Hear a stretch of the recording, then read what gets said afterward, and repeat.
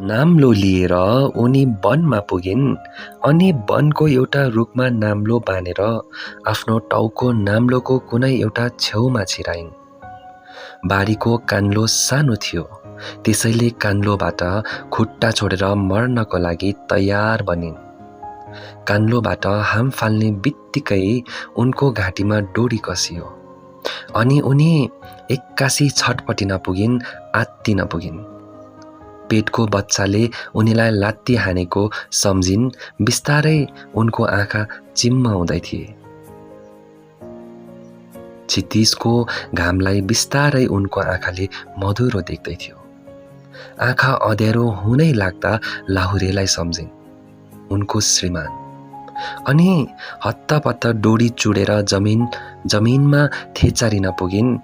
दुखीलाई त काल पनि सजिलोसँग नहुने रहेछ भनेर बारीमा बसेर खोक्न थालिन्।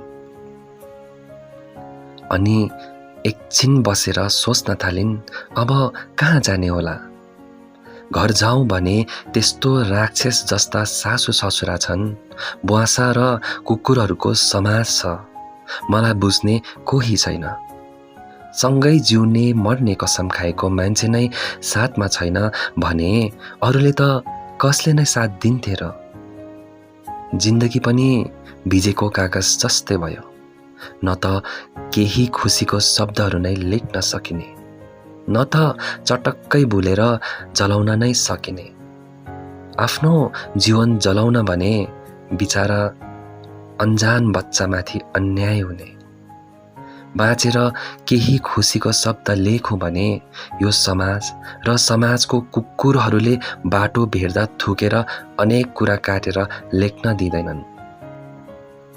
मनमा अनेक कुरा खेलाउँदा खेलाउँदा आँखा भरिएर पोखिनै लागेका आँसुहरूलाई हातले पुस्दै दोधारे मन बनाए।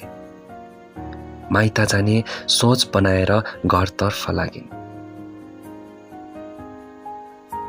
घरमा आएर कपडाको पोको बनाइन् अनि भारी भएको शरीरमा सानो झोलाको भारी थपेर माइततिर लागिन्।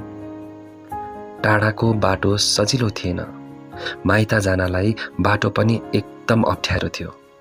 भिरको बाटो जानु पर्ने थियो, वनको बाटो पनि जानु पर्ने थियो, न त वनको बाटोमा साथ दिने कोही साथमै थियो, न त भिडमा कोही हात समाइदिने नै थियो। तर पनि एक्लै माइत पुग्ने हिम्मत निकालेर लागिन् स्मारिका माइततिर। उकालो अनि भिरको बाटो हिँड्दा घरिघरि पेटमा चस्का परे जस्तो लाग्थ्यो, घरिघरि शरीरमा झट्का लागे जस्तो हुन्थ्यो। सायद कमजोरीले होला। उनको हात खुट्टा पनि एकैछिनमा गलेर आउँथे। उकालो चढेर तल हेर्दा ज्यानै सिरिङ्ग हुन्थ्यो। बिस्तारै बस्दै बस्दै उनी बल्ल बल्ल भिरको बाटो काटेर डाँडामा पुगिन्। अनि डाँडामा पुगेर खुसीले लामो सास फेर्दै झोलाबाट पानी निकालेर खाइन् अनि पेटमा हात राख्दै भनिन्, कस्तो अभागी रहेछौ तिमी, न त बाबाको साथ नै पायो, न त हजुरबाबा र हजुरआमाको नै। के गर्नु, मेरो भाग्य नै खोटो भनौँ या तेरो भाग्य नै खोटो? आफ्नो भन्नु कोही भएन मेरो। आफन्त त नाम मात्रै रहेछ, दुःख पर्दा त आफ्ना पनि आफ्ना हुँदैनन् रहेछ। न त मलाई बुझ्ने नै कोही छन्, न त सम्झाउने नै। तर पनि हिम्मत हारेको छैन। जसरी पनि तँलाई यो धरतीमा ल्याउने छु, तैले मलाई खुसी दिनु है भन्दै नयाँ आउन लागेको पेटभित्रको सन्तानलाई गुनासो गर्दै स्मारिका फेरि रुन पुगिन्। बल्ल बल्ल आधा बाटो कटेको थियो, अब त झन् ठुलो जङ्गल पार गरेर जानु थियो उनीलाई। सानोमा हल्ला सुनेको थिइन्, त्यो वनमा त बाघ आउँछ, बाघले मान्छेलाई खान्छ भनेर। आज पहिलो पटक उनी एक्लै त्यो वन पार गर्न खोज्दै थिइन्। मनमा हिम्मत भन्दा पनि धेरै डर बढेर आएको थियो। तर पनि उनीलाई वन त जसरी नि पार गर्नै थियो। फर्केर जान पनि सम्भव थिएन।